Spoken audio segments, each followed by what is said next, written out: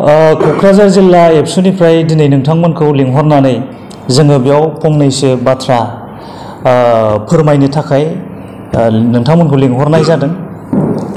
जे मैयासो मोनसे इउटुब चेनेलाव जों नुनो मोन्दों जनजाति सुरक्षा मन्चनि सासे बिबानगिरि दावराव देख्रेब नार्जारि बिथाङा मोनसे बाथ्रा रायखांदों जे देग्लायनि जे बिटिसि बिसायख'थि बे बिटिसि बिसायख'थियाव नमिनेशन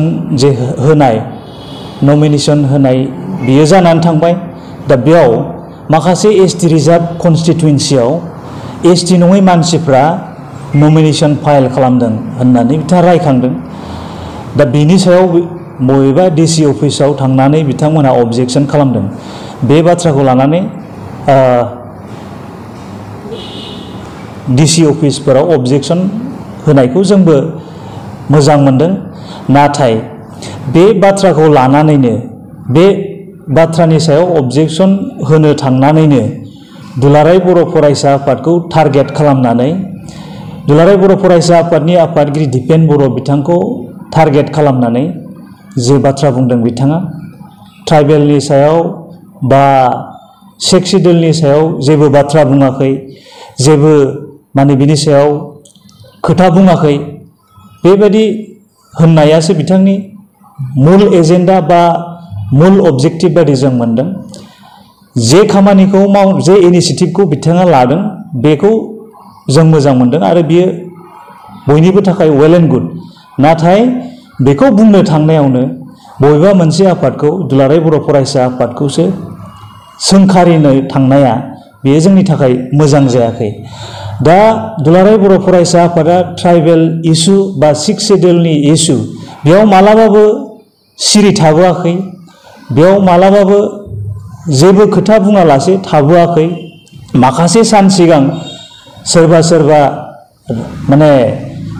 दलनि नेशनेल पार्टिफोरनि मानसिफ्रा जे बाथ्राफोरखौ बुंनानै जोंनि ओनसोलाव गुलाय गुजाय मोनसे थासारि लाबोनो नाजादोंमोन सिक्स शिड्युल आरो ट्राइबेल बेल एन्ड ब्लक बेखौ लानानै।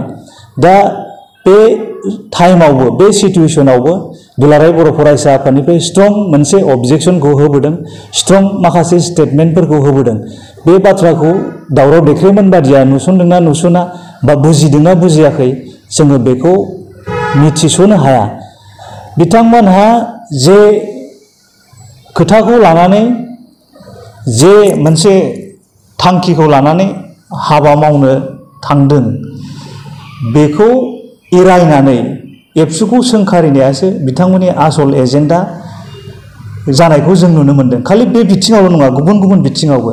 आरो दुलाराय बर' फरायसा आफादनि गाहाय नेहाथारि मानगोनां खनीन्द्र बसुमतारीनि मोनसे भिडिअ जे ससियेल मिडियायाव दायो ओंखारदों, बयबो बिनि सायाव गोबां रोखोमनि बाथ्राखौ बुंदों।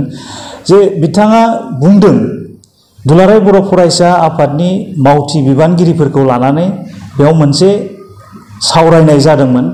जे सावरायनायाव आथिखालनि जे थासारि बा रियेलिटि बाथ्राफोरखौ बे जोंनि मावथिफोरनो फोरमायदों, जायखौ लानानै गुबुन गुबुन राजनिति हान्जाफ्रा गावबागावनि बेनिफिटनि थाखाय एबसुनि सायाव नंखाय बाथ्राफोरखौ बानसावनाय, नंखाय बाथ्राफोरखौ ससियेल मिडियायाव प्रचार खालामनाय, बे बाथ्राफ्राव जोंनि गोदान बिबानगिरिफ्रा मालाबा सानस्लाबनो हाया बा बे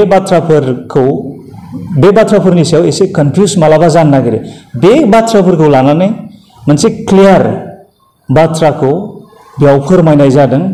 दा बेखौ लानानै जाय सोरबा दावराव देख्रेबमोन बादि बुंनायखौ लानानै जोङो खुनु गोनो गोथो गैया बा गोनो गोथो जानांगौ दं होननानै जों साना।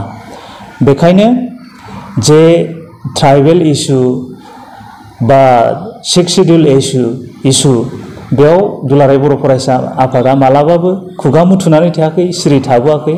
जे टाइमाव जे सिटुएसनाव जे बाथ्राफोरखौ बुंनांगौ लाखिनांगौ बेखौ लाखिबोबाय थादों। आरो जे एसटि रिजार्भ कन्स्टिटुएन्सियाव जुदि एसटि नङै सुबुंफ्रा नमिनेसन बेयाव फाइल खालामदोंबा बिनि सायाव दुलाराय बर' फरायसा आफादनिफ्रायबो इनभेस्टिगेट खालामनाय जागोन, नायबिजिरनाय जागोन।